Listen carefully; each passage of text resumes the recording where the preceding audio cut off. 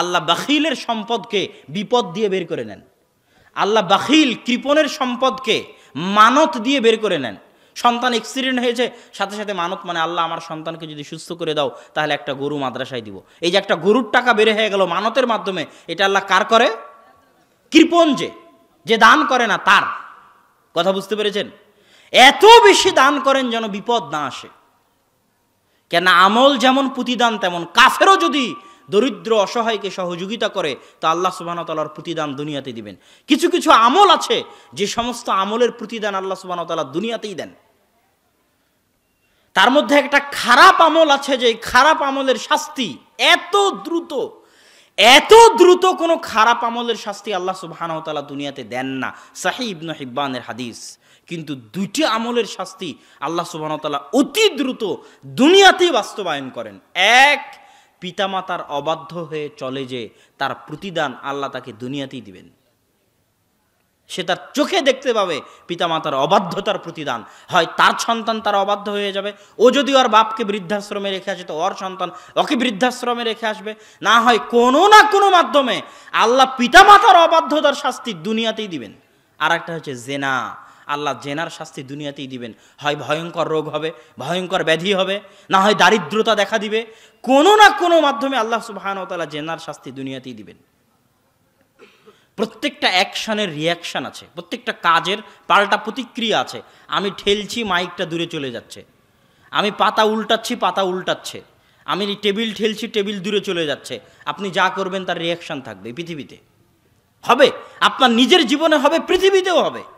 যখন ঈসা এবং ইমাম মাহদি আসবেন 7 বছর আদল ন্যায় পরায়ণের শাসন যখন দুনিয়াতে কায়েম করবেন, তখন একটা গরুর দুধ খাবে একটা গ্রাম, একটা বংশ, একটা ডালিম খাবে একটা গ্রাম, একটা বংশ। কেন? এতদিন পৃথিবীতে মানুষের গুনাহের কারণে পৃথিবীতে বরকত ছিল না, পৃথিবীতে রহমত ছিল না। এই জন্য গরুর দুধে, জমির ধানে, ডালিমে বরকত হয়নি, উঠে গেছে মানুষের গুনাহের কারণে। পৃথিবীতে শাস্তি এসেছে, ভূমিকম্প এসেছে, জলোচ্ছ্বাস এসেছে মানুষের পাপের কারণে।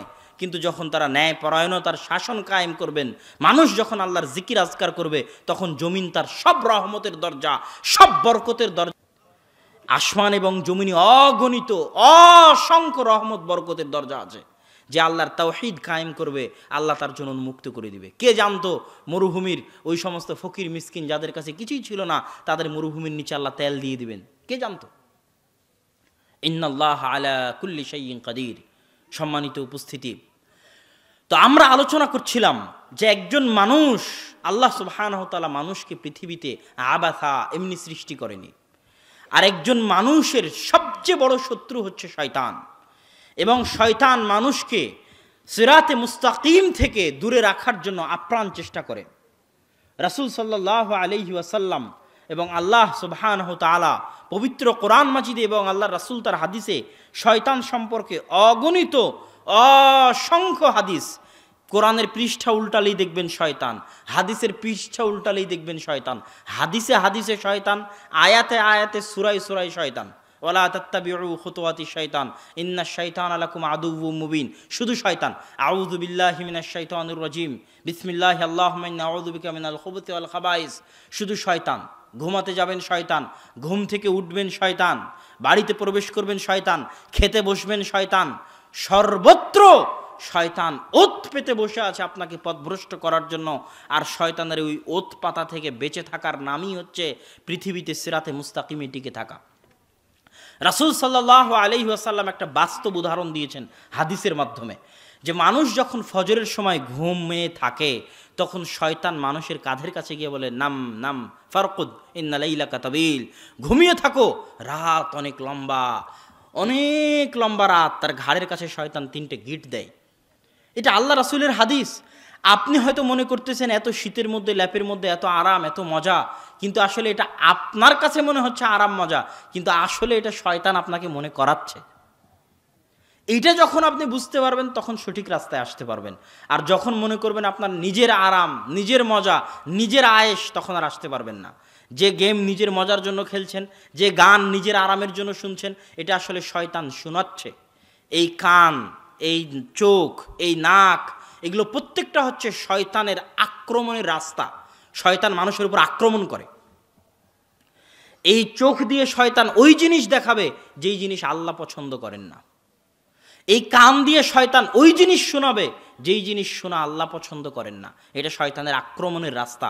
এই কান দিয়ে গান শুনবে, গান গিয়ে আঘাত করবে হৃদয়ে, হৃদয়ে কালো স্পট পড়বে, একটা একটা করে স্পট পড়তে পড়তে হৃদয় কালো হয়ে যাবে। আল্লাহুম্মা ইন্নী যালামতু নাফসি, হে আল্লাহ আমি আমার আত্মার উপর অত্যাচার করেছি। গুনাহ করতে করতে কালো স্পট পড়তে পড়তে অন্ধকার হয়ে গেছে, আমি আমার আত্মার উপর অত্যাচার করেছি। গুনাহ করা বলেই হয়নি, অত্যাচার। কেননা প্রত্যেকটা গুনাহ আত্মার উপর অত্যাচার, প্রত্যেকটা অন্যায় কাজ আত্মার উপর অত্যাচার।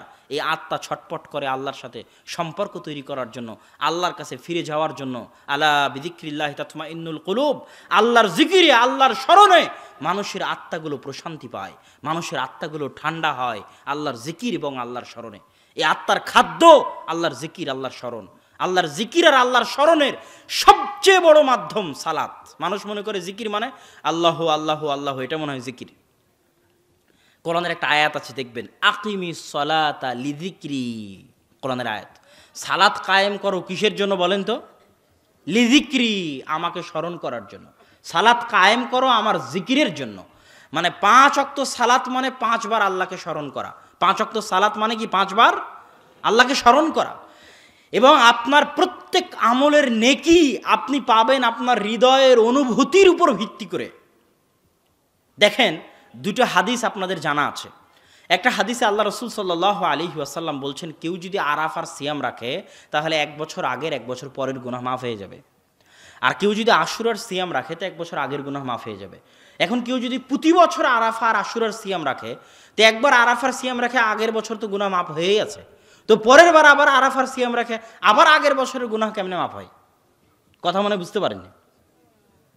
কথা কি বুঝতে পেরেছেন প্রশ্ন? আবার বলি, একদিন আরাফার সিয়াম মানে 1 বছর আগের আর 1 বছর পরের গুনাহ কি হয়ে গেছে? মাফ হয়ে গেছে। তাহলে এবছর আরাফার সিয়াম রেখেছি মানে আগামী 1 বছরের গুনাহ কি হয়ে আছে? মাফ হয়ে আছে। পরের বছর আবার যখন আরাফার সিয়াম রাখবো তখন আবার আগের 1 বছরের গুনাহ কিভাবে মাফ হবে? যে 1 বছর অগ্রিম মাফ আগের 1 বছরের সিয়ামের, আগের একদিনের সিয়ামের কারণে হয়ে আছে। কথা কি বুঝতে পারছেন? তখন ইবনুল কাইয়িম রাহিমাহুল্লাহ উত্তরে বলছেন যে মানুষ খালি হাদিস শুনলো আর আমল করলো, যে কেউ যদি দিনে 5 ওয়াক্ত সালাত আদায় করে তাহলে 5 ওয়াক্ত সালাতের মাঝে যা আছে সব ক্ষমা হয়ে যাবে। হাদিস আছে না? হাদিস শুনলো আর হয়ে গেল?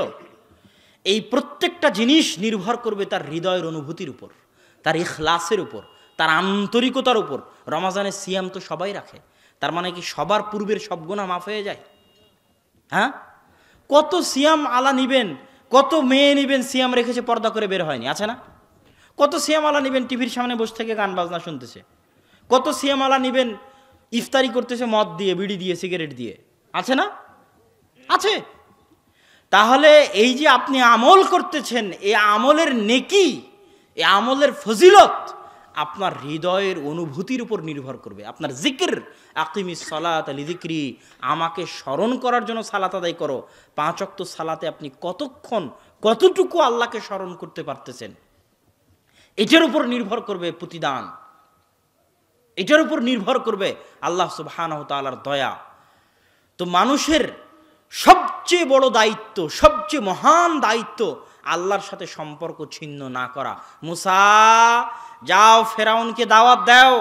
ফেরাউন মহা অত্যাচারী, মহা অহংকারী, নরম ভাষায় ফেরাউনের সাথে কথা বলিও। আর শোনো, ওয়ালা তানিয়া ফি যিকরি, আমার সাথে সম্পর্ক ছিন্ন করিও না, জিকিরের মাধ্যমে আমাকে স্মরণ রাখিও। আমাকে কি করিও? স্মরণ রাখিও। তাহলে ওই মানুষের জীবনের কি মূল্য যার সাথে আল্লাহর সম্পর্ক নাই? যে 5 ওয়াক্ত সালাত আদায় করে না, ওর সাথে আল্লাহর কোনো সম্পর্ক নাই, কোনো কানেকশনই নাই, কোনো যোগাযোগই নাই। ও মুসলমান কিনা সন্দেহ আছে। 5 ওয়াক্ত সালাত আদায় প্রথম করি, প্রথম ইট, প্রথম ভিত্তি, যেটার দ্বারা আল্লাহর সাথে বান্দার সম্পর্ক রক্ষা হয়। আপনার পিতা মাতা, আপনার ভাই বোন, বাপ মা, আত্মীয় স্বজন আপনাকে যতটা না ভালোবাসে, আপনার প্রতিপালক আল্লাহ আপনাকে তার চেয়ে বেশি ভালোবাসে।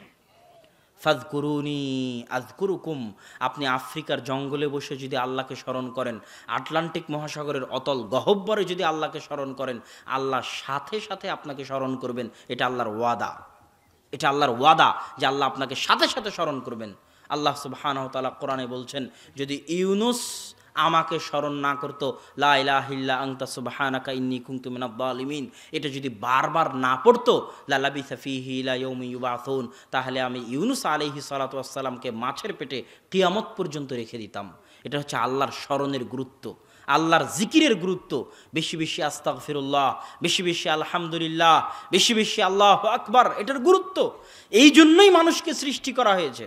ওমা খালাকতুল জিন্না ওয়াল ইনসা ইল্লা লিয়াবুদুন, ইবাদত নয়, দাসত্ব। ইবাদত বললে আপনি বুঝবেন যে সালাত সিয়াম করে দিলাম হয়ে গেল, যে আমি তোমাকে সৃষ্টি করেছি কিসের জন্য? আমার ইবাদতের জন্য। তাহলে আপনি বুঝবেন সালাত সিয়াম করলাম, ইবাদত শেষ। দাসত্ব, দাসত্ব মানে পার্মানেন্টলি ফুল টাইম 24 আওয়ার্স দাসত্ব, 24 ঘন্টা সকাল থেকে সন্ধ্যা পর্যন্ত 24 ঘন্টা দাসত্ব। আর আল্লাহর দাসত্ব এত মজার, এত মহান, এত ফজিলতপূর্ণ, যে নিজেকে পরিপূর্ণরূপে আল্লাহর দাসত্বের সামনে সঁপে দিবে, সে পৃথিবীর সকল দাসত্ব থেকে মুক্ত হয়ে যাবে। আল্লাহু আকবার।